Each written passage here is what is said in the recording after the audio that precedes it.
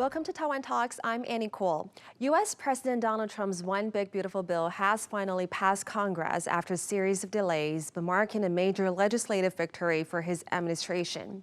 The bill includes the phase-out of tax credits for solar panels and wind power systems, as well as the elimination of tax incentives for electric vehicles. These changes have sparked concern within the U.S. renewable energy industry. What does this mean for Taiwan's approach to its renewable energy challenges? Joining us today are Dr. Li Jia-yi, National Chengchi University Department of Diplomacy professor, and Chen Kuo, United Daily News Deputy in Chief. Welcome to the show. As we mentioned earlier, according to a forecast by research firm Energy Innovation, Trump's rollback of renewable energy support could raise electricity prices by roughly 50% by 2035.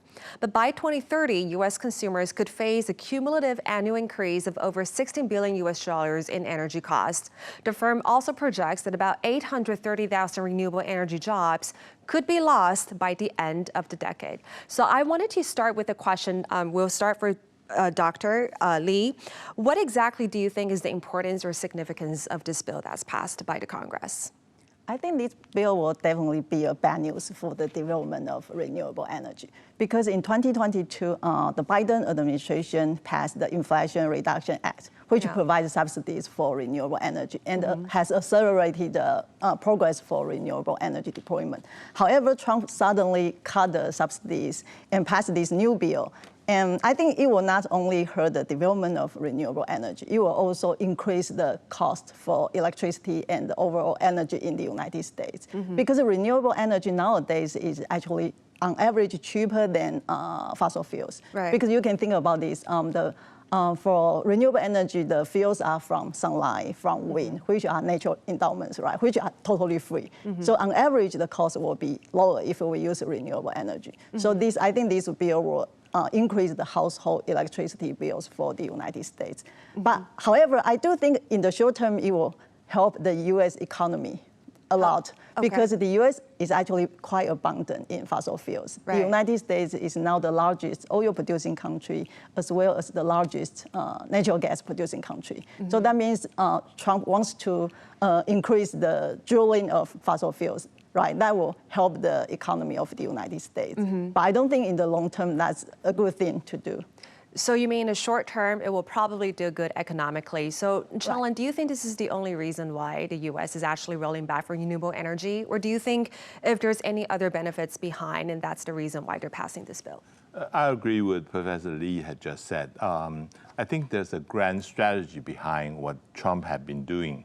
For the moment, after the Paris Accord, the leading edge is on the European side. They can produce, and also on China's side, they can produce clean energy equipment. They are adopting clean energy technology, so on and so forth. But if Trump had managed to reverse the trend and going back to the fossil fuel, the U.S. is going to be very dominant in the fossil fuel field. And I think that is what Trump is thinking. I mean, holding the largest oil reserve or the shale reserve, Trump can use this oil and gas to become like a strategic weapons for him to proceed what he's intend to do in global stage. I think that is exactly what the Middle East country have been so powerful in the 80s. I think that is what Trump is having in mind right now. When you mentioned a strategic weapon, could you elaborate a little bit more on that? And how do you see this could play a role for the U.S. in this U.S.-China relationship or competitiveness? For instance, if Trump want to strangle the economic lifeline of Iran or Russia, by putting out as much oil in the market as possible and stop their export, and while maintaining the same price of oil and gas in the global market. The U.S. can do that. I mean, without asking the favor of Saudi Arabia. And that is something that the U.S. had not been managed to have that kind of leverage before.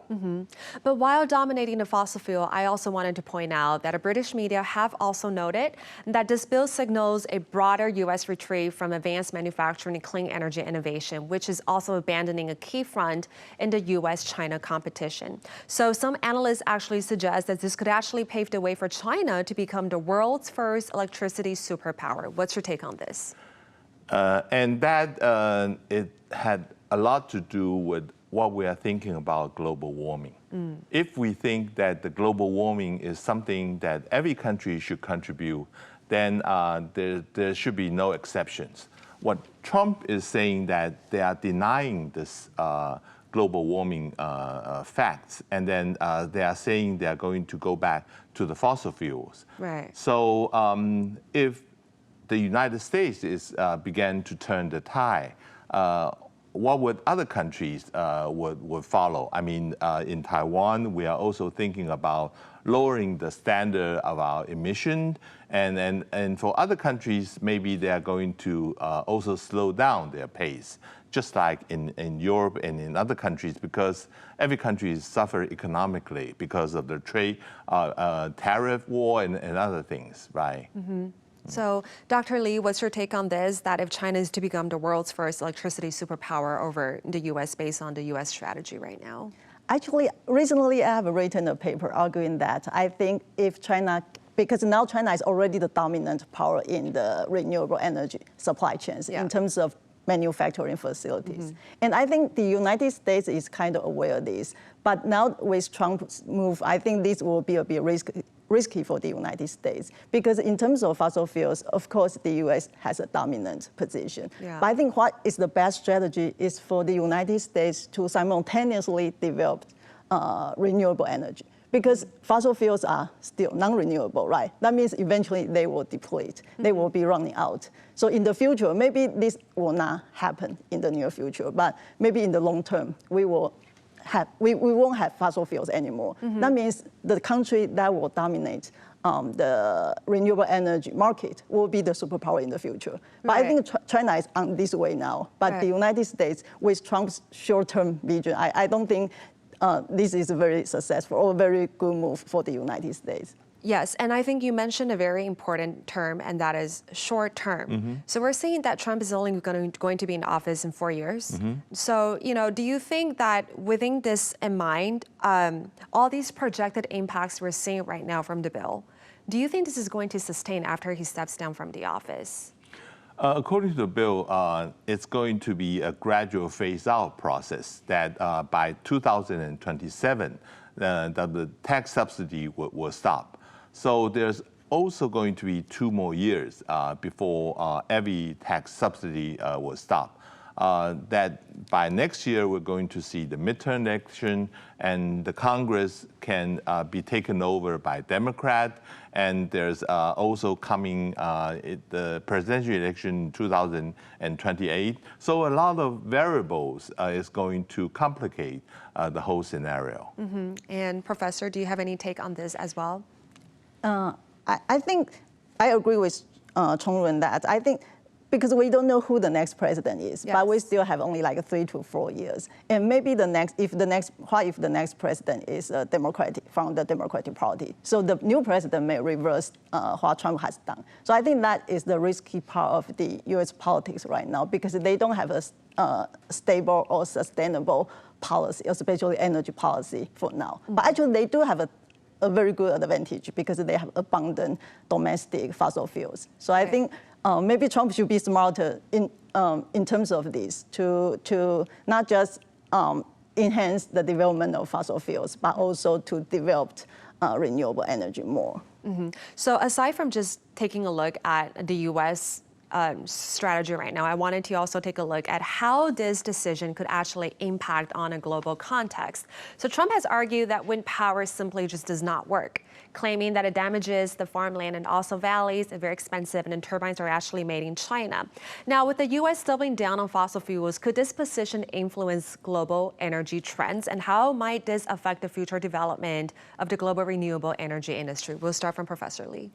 I think Trump has some misunderstandings about wind power. Of course, wind power has some weaknesses, right? Yeah. Because the wind turbines obviously are very expensive, and wind turbines are lousy when they are in operation, and they may change the landscape. Of course, these are the weaknesses we know.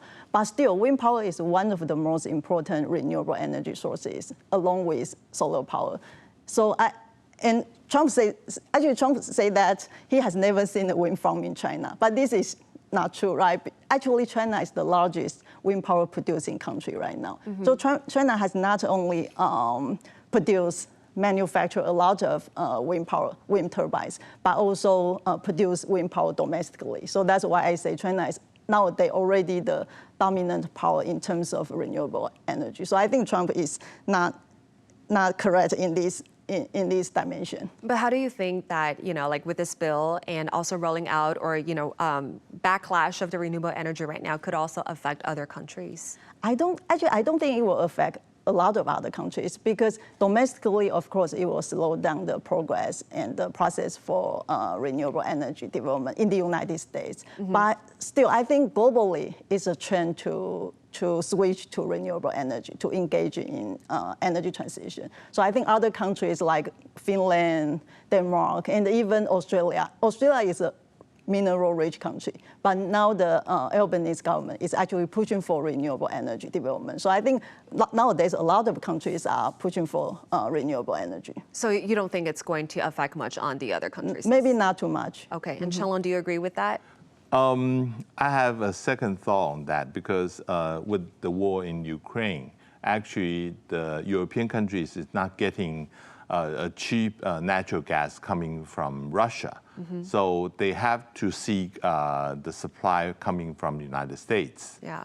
And that is one. The second is that the original idea of this concentrating on fossil fuel is that the U.S. will stop buying the solar panel or the wind turbine coming from China. I think that is Trump's first idea. We don't want to depend on China on renewable energy equipments.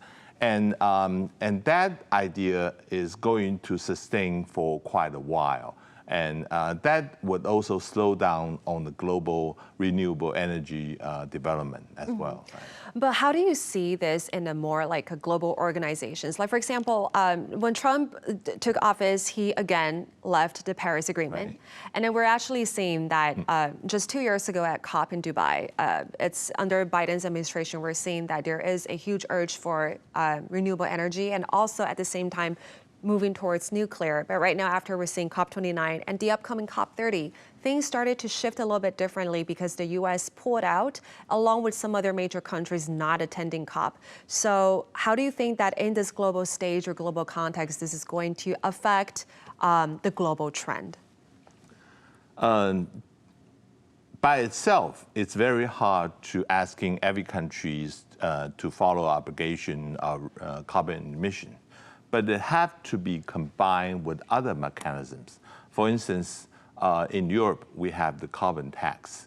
Any export to European countries or EU would have to follow the standard of carbon emission. So that is the reason why Taiwan is pushing so hard for the carbon emission process. And you will have to combine the market mechanisms in order to do it. I think without the U.S., such a big market to enforce that kind of mechanisms, I think that would weaken a little bit, right? And Professor Lee, I also wanted to move on to you. Aside from just the global context, like for example, we're seeing that some other countries are also taking a very different approach, for example, like Germany and South Korea. So could you also analyze a little bit more about the global strategic impact of renewable energy development in these countries? I think in terms of the strategic impact of renewable energy, it will first of all, it will benefit the environment, right? As Chongren mentioned, because nowadays most of the countries they are aiming for their carbon emission targets. So yes. So their commitment, in order to fulfill their commitment to the Paris Agreement. So I think definitely it will help slow down the climate change. But on the other hand, still we are witnessing some weakness of renewable energy. The renewable energy doesn't have I think that the thing about energy is that so far there's no perfect energy source. So every energy source has pros and cons. So of course, renewable energy is environmental friendly, and it may be cheaper in the long term, and it will help deal with climate change. But it also has some issues because you can be more domestically independent in terms of using renewable energy because the fuels are from domestic resources, right, from sunlight, from wind. But still, you need to use this equipment. You need to import equipment from other countries. And nowadays, most of the equipments are actually produced in China. That means in terms of the supplies, you still need to rely on China in order to develop renewable energy. So still, there's such an issue we need to consider. But still, I think in the long term, I still think renewable energy is better than like fossil fuels or even nuclear energy. And Chalon, do you want to add anything onto that? I think every country is facing its own difficulty. I mean, in Taiwan, if I may elaborate, there's three kinds of priority that we have to balance out. One is the clean energy. That is the energy that can reduce the carbon emission. The second is the energy needs. We are depending more and more on energy, especially we want to develop like AI data centers, so on and so forth. And the third is particularly with Taiwan, we have the energy resilience that in Taiwan, we are living in not a very secure environment. If one of our LNG ships had been stopped in the South China Seas, that were causing energy panic. So that is one of the strong arguments for keeping the nuclear energy in Taiwan. So we have to balance out three priorities at the same time without putting emphasis on any of them. If we now take a look at Taiwan's energy policy, on May 17th is a very important date because Taiwan officially entered its nuclear-free era after shutting down the final reactor nuclear power plant. However, by the end of 2024, if we're looking at the statistics, renewable energy contributed only 11.6% of the energy mix, very far short of the original 20% target set for 2025. The Economy Ministry has now revised its timeline, aiming to reach that 20% mark by November 2026. So as we're seeing here, the Taiwan continues to grow as mentioned, Chalon also mentioned earlier, global tech hub, particularly with increasing demand of AI. National electricity needs are very important, and it's projected to grow by 2.8% annually from 2024 to 2033. But given the renewable energy expansion is behind schedule, what are you seeing this behind? And do you have any recommendations for that? We'll start with Chalon and then we'll move on to Professor Lee. This is the number one top priority for Taiwan government. Now they are setting up task force within the presidential office, try to tackle that issues. I don't think that can be resolved very soon in recent years, but we have to develop all kinds of options and then try to survive. For instance, this summer will be everyone expecting there's going to be energy shortage, and what is going to be our energy safety in the future? I think those are the issues need to be debated in the open, and then let everyone know how serious the issues are. And Professor Lee, how do you see this clean energy delay from Taiwan? Do you think there's any way for Taiwan to fix this?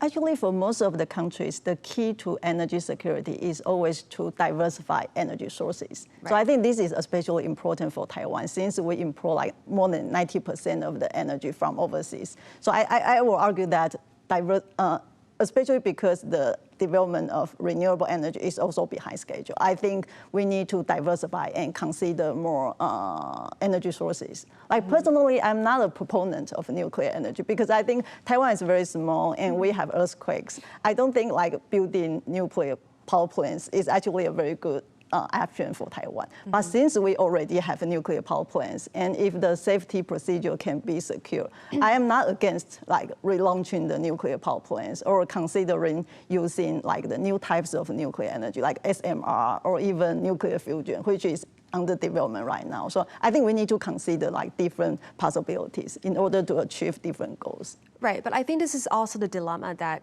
Taiwan is facing right now. So in order to, we're saying that we have to have different wedges of different kinds of, energy add up together, more diversified. But at the same time, when it comes to nuclear, there's always this safety issue. So at this point of time, I feel like probably the government is in this dilemma themselves. So as professionals, how do you think this can be fixed? I would say, I think the biggest issue in Taiwan is that the energy policy or energy issue is highly politicized. So it's highly tied to like partisan politics. For example, the DPP is against nuclear energy, and the KMT is more supporting nuclear energy. So like the supporters of DPP will also be against nuclear energy, and the KMT supporters will be criticizing renewable energy. But I don't think that should be the case. As Tong mentioned, because we have many different goals to achieve, that's why we need to consider different options, different possibilities. I think we also need to consider like technological innovation and the improvement, right? Because the good news is that like in the energy field, because it's highly related to technology development. So as the technology is still improving, we still have different possibilities. We still have different options to consider in the future. I think like President Lai Ching-te recently mentioned that he will be considering like new type of renewable energy. So I think we need to pay attention to this. We should not be so stubborn that if you are against nuclear energy, you will be against nuclear energy forever. I don't think that is the correct mindset. Yes. If I may add, there's other way we should think about this. For instance, the electricity grid that we have in Taiwan is all controlled under the Taipower. Is that a reasonable arrangement, or we should diversify and then put like 3 or 4 independent electricity grids? Do you mean decentralized? Decentralize the electricity grid, if it's possible, to break down the Taipower into 3 companies. And then there's all kinds of things we should consider. And try to increase the efficiency and using the AI and more investment to try to bring out the efficiency out of this electricity system. That's a very interesting point. So do you think the government has already been talking about this? No, I don't think so. No. Yes. So I also wanted to move on with this topic a little bit further, and that is, as we're seeing right now, a lot of countries from the US and then back to Japan, we're seeing, and also Korea and in Asia, they're really moving into nuclear and also SMR, also fusion. Do you think that there is a possibility that the government will probably be more lenient on this in the near future, and then eventually Taiwan will probably move on to like nuclear or SMR? Do you see this possibility at all? I think it's possible, especially given the fact that we may have energy shortage in the near future. Because of course the government is arguing that still we have enough energy, we have enough electricity to meet the demand. But still the demand is increasing, especially given that we are trying to become like the global AI hub, right? So we need to take into account of this, the increasing demand. But the demand will be met if we have, if the plan for building some power plants has been successful. But they may delay because there may be some other issues that may delay the progress of building these power plants, different small power plants. So that means we do have a risk of energy shortage in the near future. If we consider this, I think if the government is smart enough, I think they will really consider like the new form of nuclear energy. I would suggest that because in Taiwan, we usually is having a technology-driven policy. For instance, TSMC want to set up a plant in Tainan, and the local government would try to bring in the land planning and also the electricity, the water, all that kind of thing. So why not outsourcing the energy needs to TSMC, for example? They have the capability, they have the technology to examine what is safe or not, and then let government out of leaving that to the private enterprise. I think that is the way that we should proceed just like in the United States, it was the private company who started this fusion project. Right. Although it's not operational, but I think we should follow that private initiative way in order to do things. Mm-hmm. I think these are all the very important topics that we need to move forward. But then before we step into nuclear, I still want to point out one last thing, is that before nuclear is in reality in Taiwan, right now Taiwan is planning to purchase 6 million tons of liquefied natural gas annually from Alaska, which could raise its LNG imports from the U.S. from $830 million to $3.6 billion per year. So Chong-Lan, we'll start from you. Do you think this deepens Taiwan-U.S. energy cooperation? And could it actually support Taiwan's energy transition at this point of time? That is one of the purpose, and the immediate reason for why we are doing it is because the tariff pressure coming from the Trump government. But I think there's another purpose that haven't been talked about. It's because the LNG ship coming from Alaska can avoid the South China Sea, which is very easy acceptable to the blockade, naval blockade coming from People's Liberation Army. So that is probably one of the reasons we want to enhance our energy resilience because importing the gas coming from Alaska. Mm-hmm. And Professor Lee? Yeah, I agree with Chong-Lan that I think this is a very good way to deepen our cooperation with the United States, not just in terms of energy, but also in terms of national security. But I need to mention that this project is actually quite risky because it hasn't really started yet. And what I heard is that due to the environmental concerns, also the weather in Alaska, which is freezing there, it may not succeed. If it fails, then of course the investment will be a waste. But if it's successful, it will take several years for us to really get the liquefied natural gas. Thank you very much for coming to our show. If you like our show, please like and subscribe. And thank you all for watching today. We'll see you next time.